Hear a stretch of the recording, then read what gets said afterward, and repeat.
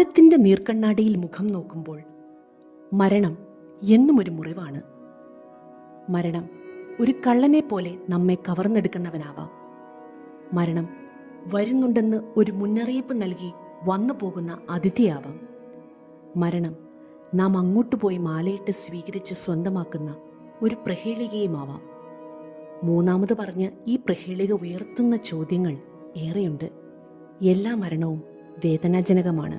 ഒരു അധ്യാപിക എന്ന നിലയിൽ ആഴത്തിൽ മുറിവേറ്റ സംഭവം ഒരു വിദ്യാർത്ഥിയുടെ ആത്മഹത്യയായിരുന്നു.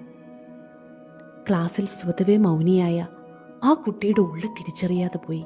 ചോദിക്കുന്ന ചോദ്യങ്ങൾക്ക് ഉത്തരം നൽകുമെങ്കിലും മുഖത്തെ സന്തോഷമില്ലായ്മ ശ്രദ്ധിക്കാനോ ചോദിക്കാനോ ഞാനും മുതിർന്നില്ല. 2 ദിവസം ക്ലാസ്സിൽ കണ്ടില്ല. ആത്മഹത്യ ചെയ്തു എന്നറിഞ്ഞപ്പോൾ ഒടുവിൽ ക്ലാസ്സിൽ കണ്ട അവൻ്റെ മുഖത്തെ വിഷാദം ഞാൻ നിസ്സാരമാക്കിയിരുന്നോ എന്ന് തോന്നി തുടങ്ങി.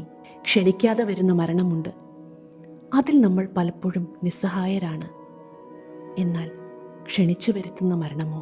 ആ തോന്നലുകൾ ഉണ്ടാവാതിരിക്കാൻ എന്നെ സഹായിച്ചിരുന്നത് എൻ്റെ ഒരു അധ്യാപികയുടെ വാക്കുകളായിരുന്നു. നിന്റെ ശരീരം ദൈവത്തിൻ്റെ ആലയമാണ്. ദൈവത്തിൽ പ്രത്യാശ അർപ്പിക്കുന്ന ഒരുവന് അവിടുത്തെ ആലയം നശിപ്പിക്കാൻ സാധ്യമല്ലല്ലോ. ശരണമെന്ന പുണ്യം അന്വർത്ഥമാക്കുന്ന ഒരു വ്യക്തി ആത്മഹത്യ തിരഞ്ഞെടുക്കില്ല. അധ്യാപനം എന്നത് വിഷയം പഠിപ്പിക്കൽ മാത്രമല്ല, ജീവിക്കേണ്ടതെങ്ങനെയെന്ന് കാണിച്ചു കൊടുക്കൽ കൂടിയാണെന്ന് ഞാൻ തിരിച്ചറിഞ്ഞു.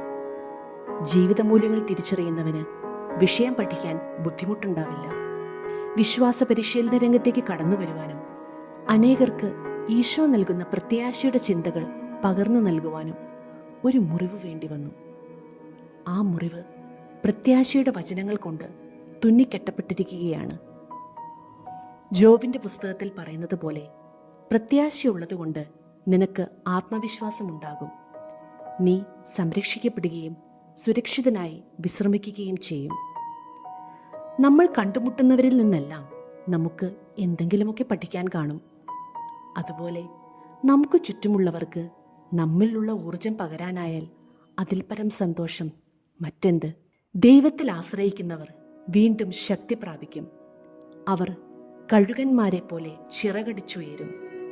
അവർ ഓടിയാലും ക്ഷീണിക്കുകയില്ല, നടന്നാൽ തളരുകയുമില്ല. ഏശയ്യ 40:31.